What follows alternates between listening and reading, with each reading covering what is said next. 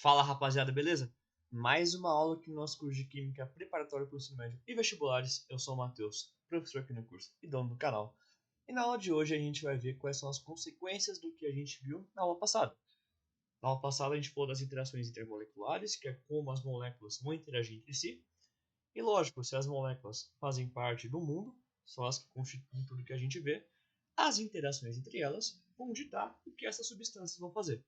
Então, na aula de hoje a gente vai separar esse tempo para ver quais são os impactos das interações intermoleculares no que a gente chama de propriedades da matéria, o que as substâncias podem ou não podem fazer. Então, só para relembrar o que a gente viu, nas últimas aulas a gente falou de geometria de moléculas, a fórmula delas e polaridade. Se você ainda não entendeu essa parte, eu tenho umas aulas aqui no canal que eu falo só disso, de polaridade de moléculas e geometria, e como os dois estão conectados. Então, eu recomendo muito fortemente que, se você não sabe isso, dê uma olhadinha só para relembrar. Mas, de modo geral, qual foi a regra que a gente chegou? A gente tinha visto que toda molécula tem um átomo central. E esse átomo central é o átomo que vai organizar todos os elétrons das ligações. É em volta dele que a molécula vai acontecer.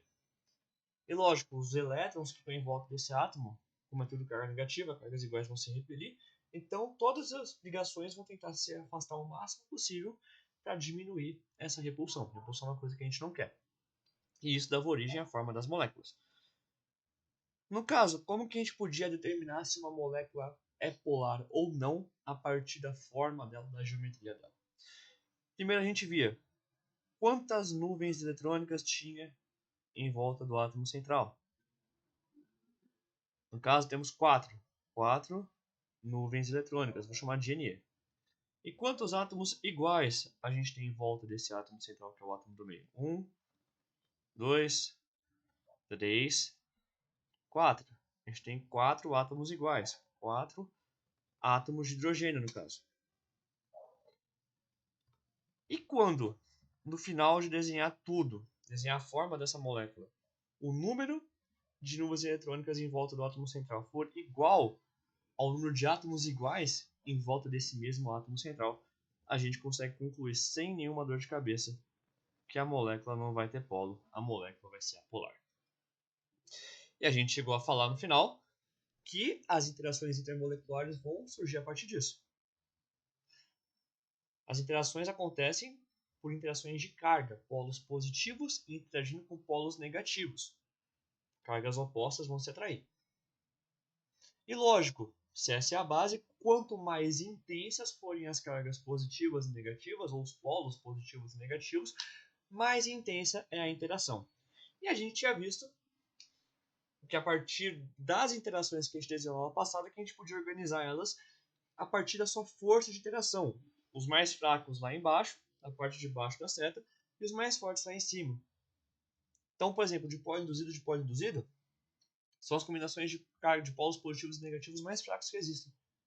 Porque são feitos a partir de moléculas apolares, que nem essa daqui, que, em teoria, de início não vão ter carga. Eles vão ter uma carguinha ali, por causa da interação entre elas, mas é uma carga muito fraca, são polos muito fracos. E a gente vai subindo a intensidade dos polos até chegar na combinação de polos mais forte possível, que é o íon dipolo. Lá em cima, com o íon dipolo, a gente tem realmente as cargas mais intensas, tanto positivo quanto negativo. E com isso, a interação de um íon com o dipolo vai ser a mais intensa possível de todas essas interações. Então, como que a gente pode entender a interação entre substâncias a partir disso? O mundo está repleto de substâncias. Várias, milhões de milhões. Então vamos supor que eu tenho água. Eu tenho água aqui. H2O, a gente sabe muito bem. Oxigênio é o átomo mais eletronegativo. Se ele é o mais eletronegativo, ele é o que puxa mais os elétrons dessa molécula. Ele é o que vai puxar mais as cargas negativas, então ele vai ser do polo negativo. Opa, deixa eu desenhar de azul só para ficar mais fácil de ver. Enquanto a região em volta dos hidrogênios tem menos elétrons, por consequência, vai ser meu polo positivo. Agora vamos para o seguinte. Essa água tem a opção de interagir com duas coisas. O Cl-, que veio, por exemplo, de um sal. Posso desenhar isso aqui, por exemplo, NaCl. que é um sal, um composto iônico, a gente vai ver que isso aqui é um composto iônico chamado sal em aulas futuras. E eu posso pegar aquela molécula apolar que eu desenhei lá em cima.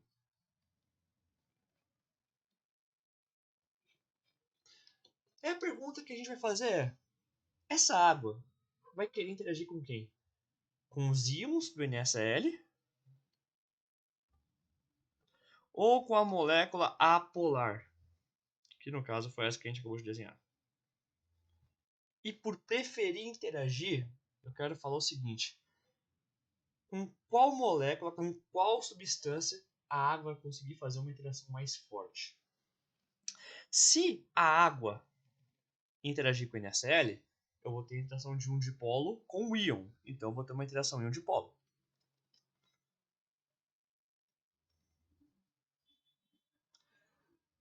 Agora, se a água tentar interagir com o CH4, que é a molécula que a gente desenhou antes, a gente tem que lembrar que essa molécula, de novo, é apolar. E moléculas apolares só conseguem fazer um tipo de polo, que são os dipolos induzidos. Então vai ser a interação entre uma molécula de água, que tem um dipolo, com uma molécula polar, que tem um dipolo induzido.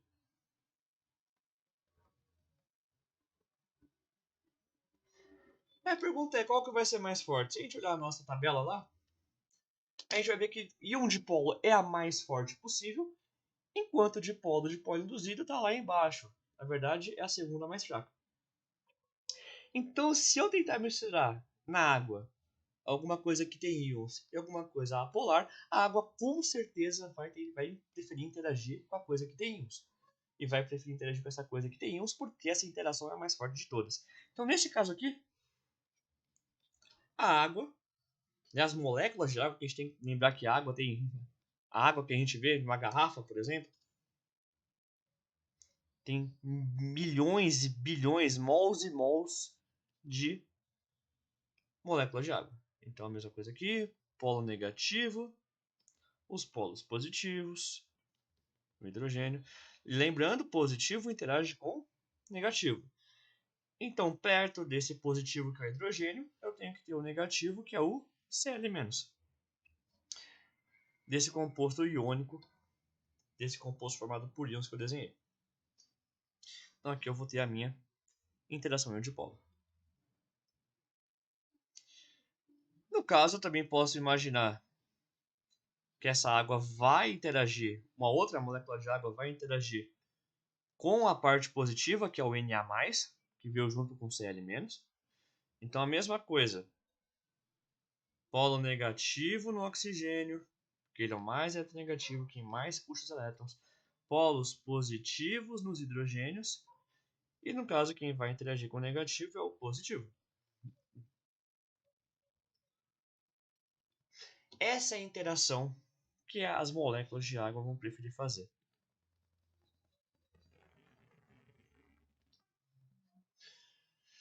Mas e então as moléculas de CH4? A molécula apolar que ficou aqui do lado. Bem, ela vai falar, tá, eu podia ter interagido com a molécula de água, por exemplo. Não consegui porque a molécula de água já está interagindo com o NaCl. Vou tentar interagir então com o NaCl, Na+Cl-. Só que, olha só, o NaCl também já está interagindo com a água. Então não sobrou ninguém para interagir. Na verdade, não sobrou ninguém, a não ser um outro que nem eu.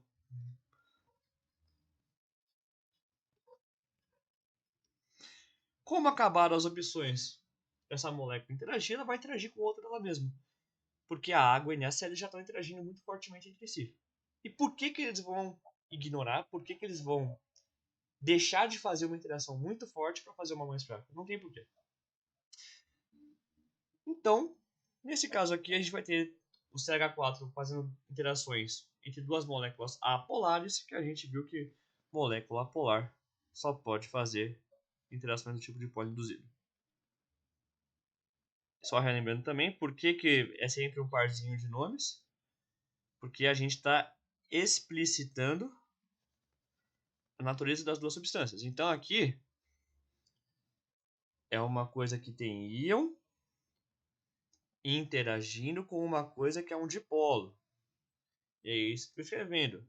Uma coisa que tem íon interagindo, esse é o significado desse traço, interação, com alguma coisa que tem um dipolo. E aqui porque é dipolo induzido, tracinho dipolo induzido. Os dois são apolares. Então temos uma molécula apolar que não tem um polo, tem que ser induzido, por isso dipolo induzido, interagindo com outra molécula que só faz dipolo induzido. Duas moléculas apolares. E essa ideia geral de ver qual é a interação mais forte que pode ser feita e favorecer a formação dessa interação, que vai reger praticamente tudo que a gente consegue imaginar. Então vamos supor que a gente estivesse pensando, pô, será que sal dissolve bem em água?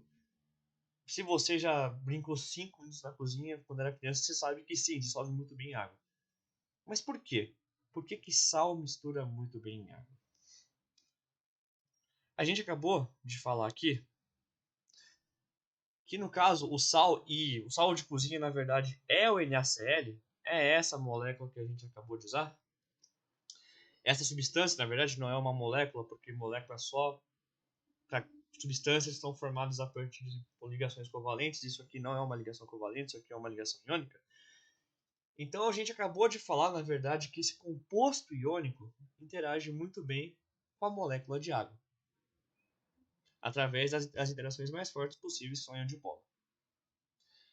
Isso quer dizer que quando eu jogar sal em água, Na+ e Cl- em água, a água vai conseguir interagir muito bem.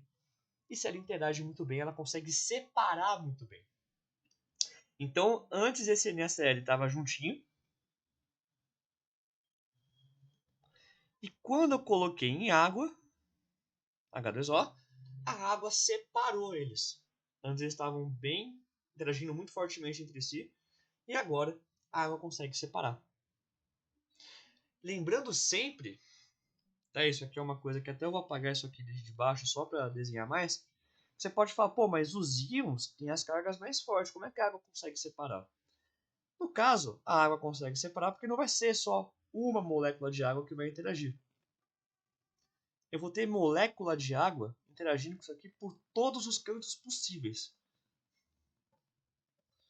E interagindo por todos os cantos possíveis, a água consegue meio que separar o Na do Cl na marra, vamos dizer assim. Então vai vir uma molécula de água por cima, uma por baixo, uma pela direita, uma pela esquerda. E a junção dessas moléculas de água tentando separar o Na+ e do Cl- é o que vai favorecer essa separação. E no caso, quando um sólido consegue ser separado por um líquido, a gente fala que esse sólido ficou dissolvido nesse líquido. Então, de novo, aqui é tudo uma noção de ver interações intermoleculares. E por que a água tem todo esse esforço, vamos dizer assim, para separar os íons? Por que a água não prefere simplesmente interagir com outra dela mesma? Por que a água simplesmente não segue o exemplo do CH4, que é aquela molécula polar que a gente desenhou antes, e interage com outra água, normalmente?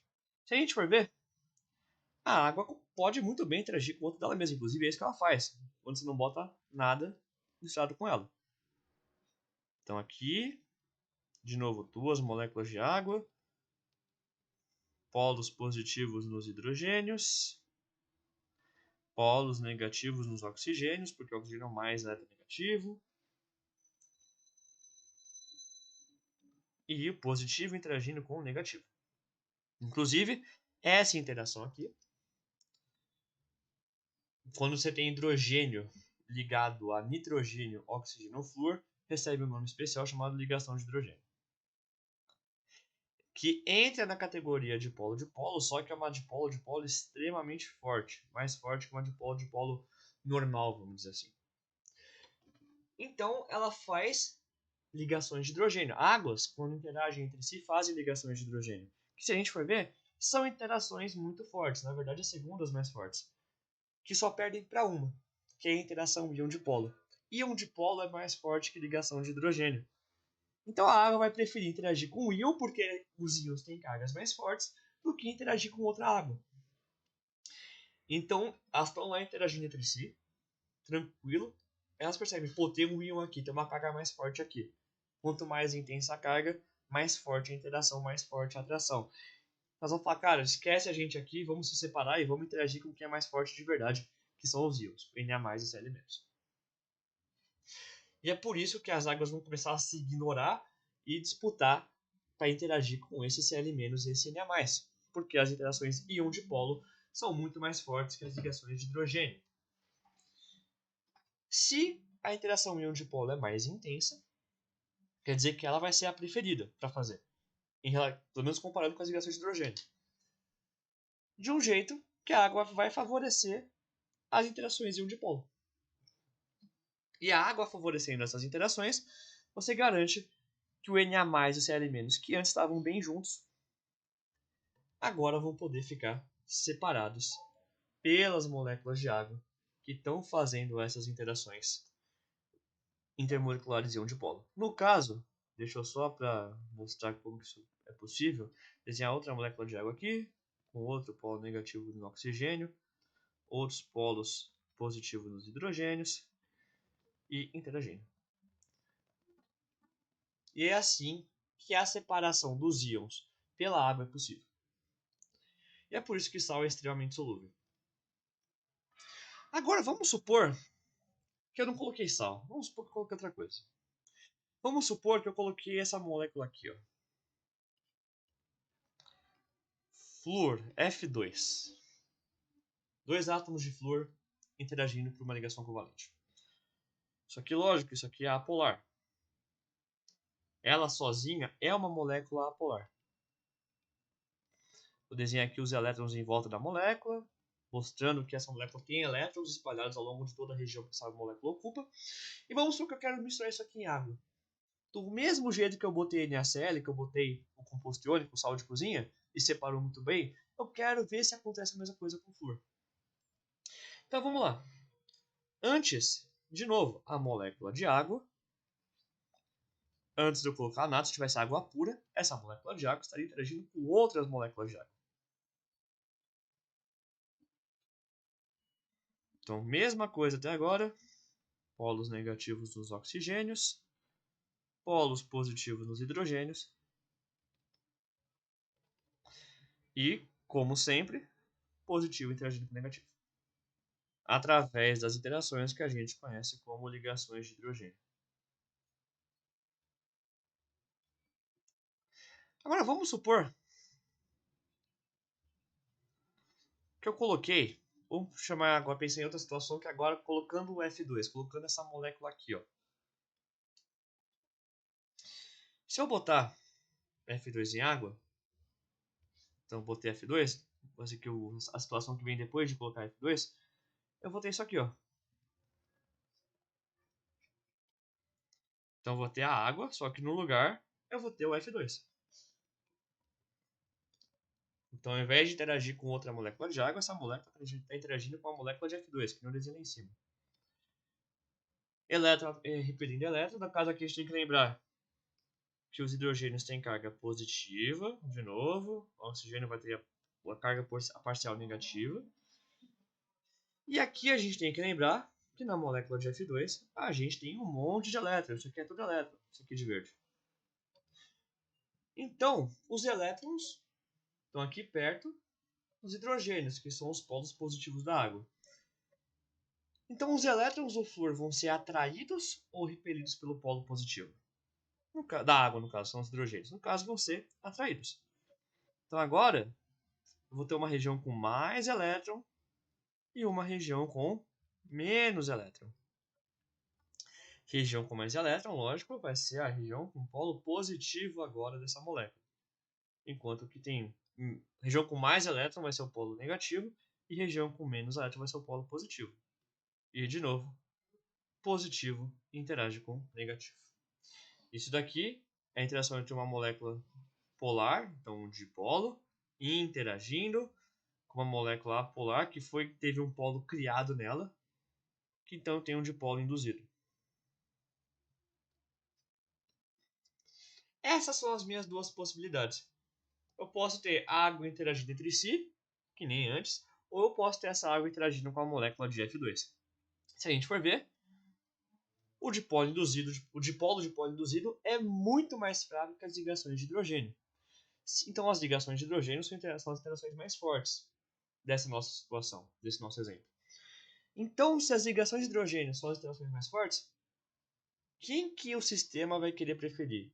Formar ligação de hidrogênio ou formar dipolo de polo induzido? Bem, se ligação de hidrogênio é mais forte, vai preferir favorecer esse cara aqui. Então, eu não vou querer ir para esse lado. Eu não vou querer que a água interaja com o flúor, com F2. Eu vou querer que ela continue nesse estado aqui, ó. Vou querer que ela continue na situação em que eu tenho a interação mais forte possível. E no caso, se isso acontece, eu consigo misturar flúor em água, gás flúor, que é o F2. Bem, se as moléculas de água vão preferir interagir entre si, eu não vou conseguir misturar. Nesse caso aqui, eu só consegui misturar NaCl em água, Na mais e Cl menos, porque as interações íon dipolo, que a gente fez aqui, a gente já desenhou agora, são muito mais fortes do que as interações de ligação de hidrogênio que a gente fez aqui embaixo. E muito, muito mais fortes que as interações de polo induzido de polo induzido. Então, no caso, eu consegui dissolver Na mais e Cl menos porque as interações entre água e os íons são as mais fortes possíveis. Então, a natureza vai tender a fazer isso. Nesse caso, quais são as interações mais fortes possíveis dessa situação? São as ligações de hidrogênio, comparadas com o dipolo de polo induzido. Então, a natureza sempre vai preferir fazer a situação com interação mais forte. Então, se as moléculas de água vão preferir interagir entre si, não tem o menor motivo para elas começarem a interagir com a molécula de F2, que é o flúor. Molécula de gás flúor. De um jeito que, se não tem por que elas interagirem, não tem como F2, não tem como gás flúor se misturar. Porque a interação é muito fraca. Tá bom que uma molécula ou outra ainda vai conseguir interagir, mas são muito poucas. Principalmente quando você compara com essa situação aqui.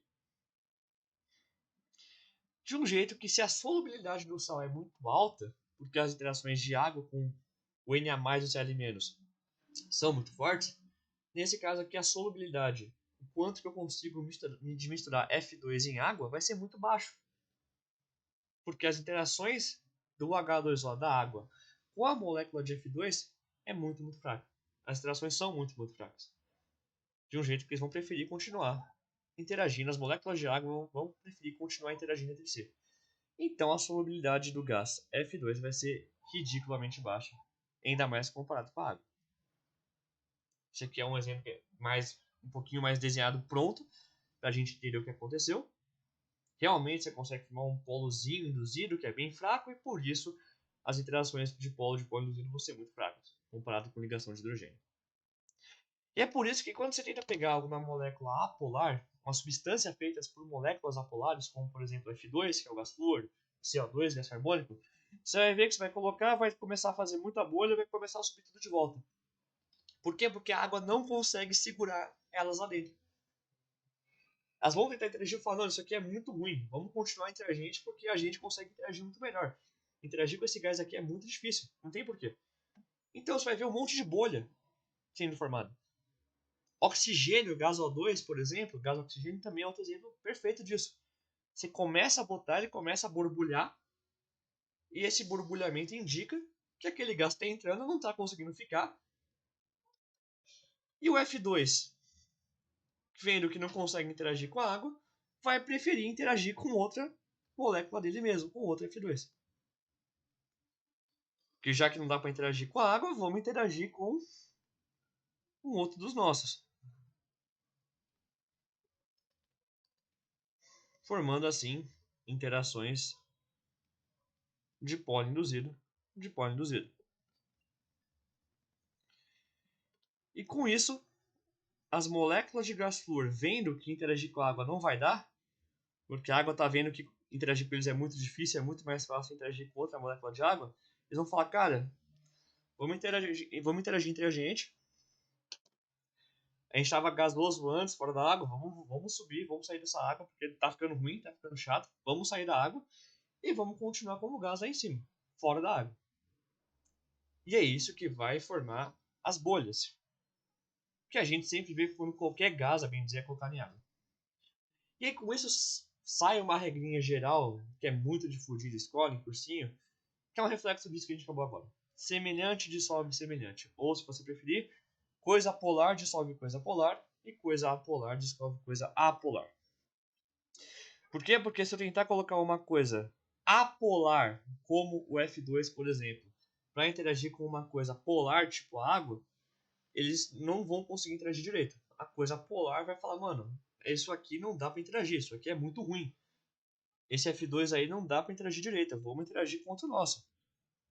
E se cada um ficar no seu canto, que nem aconteceu nesse caso, e o F2 ficando junto com o F2 também, não vai misturar. Então, coisas polares interagem bem com coisas polares. E coisas apolares vão interagir muito bem com outras coisas apolares. Então essa é a regra, esse é o significado dessa regrinha chamada de semelhante dissolve semelhante. É isso que tem por trás. Outra propriedade, ponto de fusão e ponto de ebulição. Ponto de fusão e ponto de ebulição é bem simples. Tá? A gente tem essencialmente 3 estados físicos que a gente mais presta atenção. Sólido, líquido e gasoso. Qual que é a diferença dos 3? Nos 3 casos aqui, sólido, líquido e gasoso, tem a mesma substância, que eu estou chamando de bolinha rosa. O que diferencia, então, sólido, líquido e gasoso é o quão espalhados as moléculas estão. No sólido estão bem perto uma da outra, no líquido estão mais ou menos separadas e no gasoso estão muito separadas. E como que eu separo a partir do sólido? Como que eu consigo fazer essa separação a partir do estado sólido? Dando energia. Então, por exemplo, você quer derreter gelo. O que você faz? Você aumenta a temperatura, tira o gelo do freezer, coloca em cima da pia, por exemplo. Ah, agora tem água em estado líquido, eu quero fazer ela virar vapor. O que eu faço? Pego uma panela, joga água dentro e bota no fogão. O calor de você esquentar vai fazer essa água evaporar. O processo de sólido para líquido se chama fusão. E para ir de líquido para gasoso se chama ebulição. Nos dois casos eu tenho que aumentar a temperatura. Do mesmo modo que a gente falou agora do gelo virando água líquida, derretendo, e da água líquida virando vapor de água, que acontece quando você esquenta ainda mais. Agora a questão é a seguinte: se as moléculas que formam essa substância, se essas bolinhas rosas, realizarem interações intermoleculares muito, muito fortes, ou seja, que envolvem polos positivos e negativos muito, muito intensos, você acha que vai ser fácil separar eles?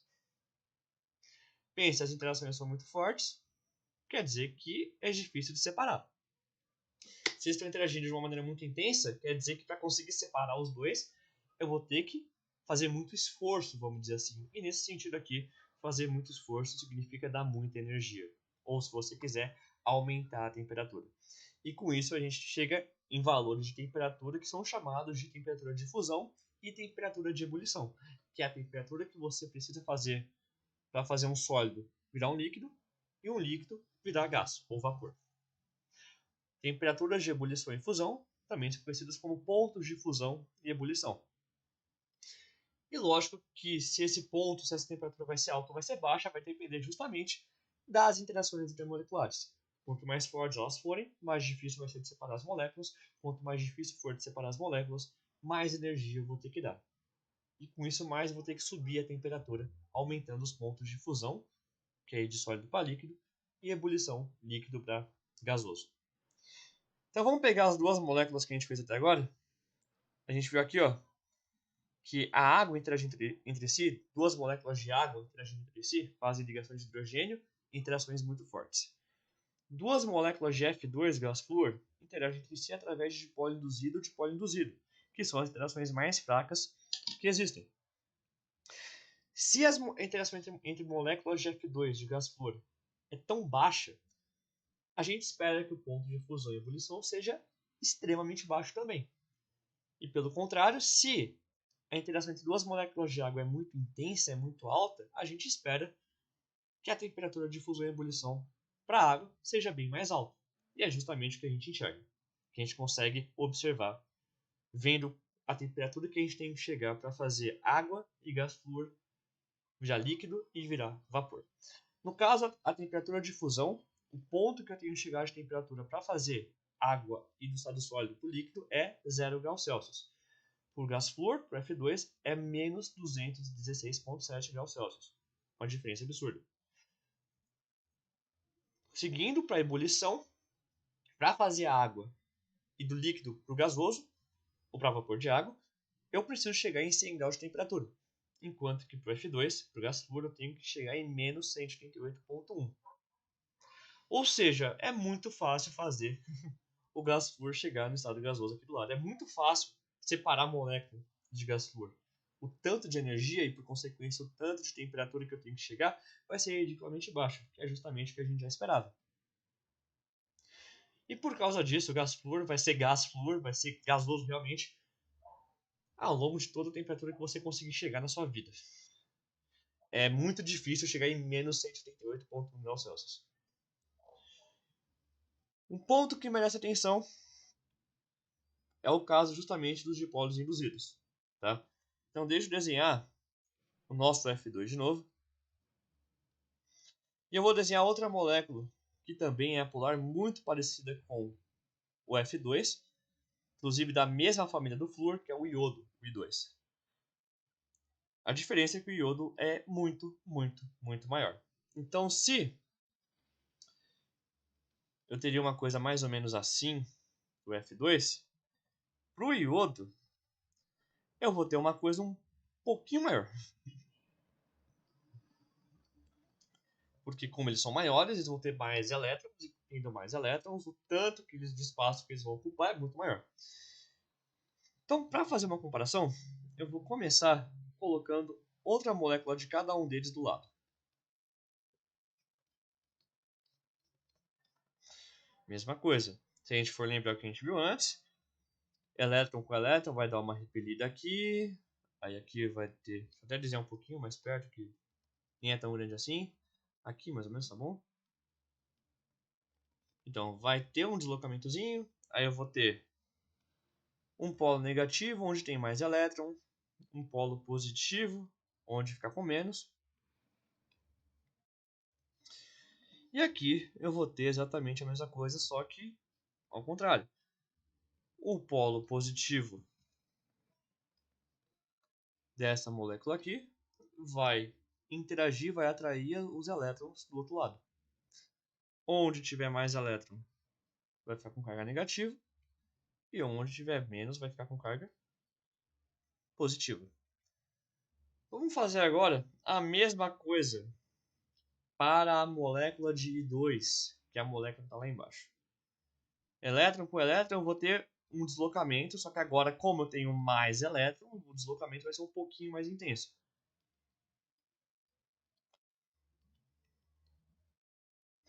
Região que tem mais elétron vai ter mais carga negativa, logo um polo negativo.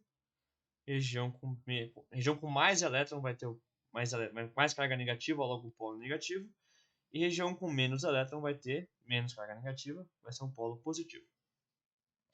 E a mesma coisa vai acontecer para outra molécula de I2. Bem grande também, porque tem bastante elétron. Região com mais elétron, mais carga negativa vai ser meu polo negativo. Região que ficou com menos vai ser meu polo positivo. Então, polo negativo e positivo posto vai ter uma interação.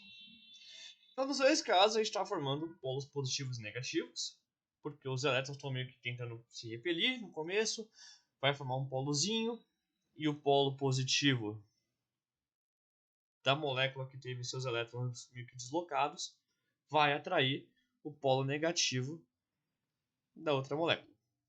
Beleza. Agora a pergunta é, esses polos nos dois casos, no caso do F2 e do I2, eles são igualmente fortes? Bem, se no caso de baixo tem mais elétron, quer dizer que essa região aqui tem muito mais elétron que essa. Se tem muito mais elétron, quer dizer que tem muito mais carga negativa. E se tem muito mais carga negativa, quer dizer que o polo negativo do I2 vai ser muito mais forte que o polo negativo do F2. E se eu gerei um polo negativo muito forte, por consequência eu vou criar um polo positivo muito forte. Então, por causa disso, quanto maiores as moléculas, e quanto mais elétrons tiverem, que é a mesma coisa, quanto maior for o tamanho da molécula, ou mais extensa ela for, quando a estuda de polo induzido, moléculas maiores vão conseguir formar polos maiores, como no caso o polo negativo aqui, e positivo por consequência do F2 e do I2. O I2, por ter mais elétrons, vai conseguir colocar mais cargas negativas, mais elétrons de um lado, formando um polo negativo muito maior do que o F2. E se os polos são mais intensos, a interação vai ser mais intensa. De um jeito que moléculas de I2 vão interagir de um jeito muito mais forte do que moléculas de F2. Com isso, o que a gente espera? Se as moléculas de I2 interagem de um jeito muito mais forte, é mais difícil separar elas. Se é mais difícil separar elas, eu vou ter que dar mais energia, vou ter que aumentar mais a temperatura. De um jeito que a temperatura de fusão e ebulição do I2 vai ser muito maior do que o ponto de fusão e ebulição do F2. No caso, para o I2, a fusão acontece em 114 graus, enquanto que para o F2, de novo, acontece em menos 206,7. A ebulição para o I2 acontece em 184 graus, enquanto que para o F2 acontece em menos 138,1. Uma diferença realmente absurda. Então, o que a gente tem que sair daqui sabendo?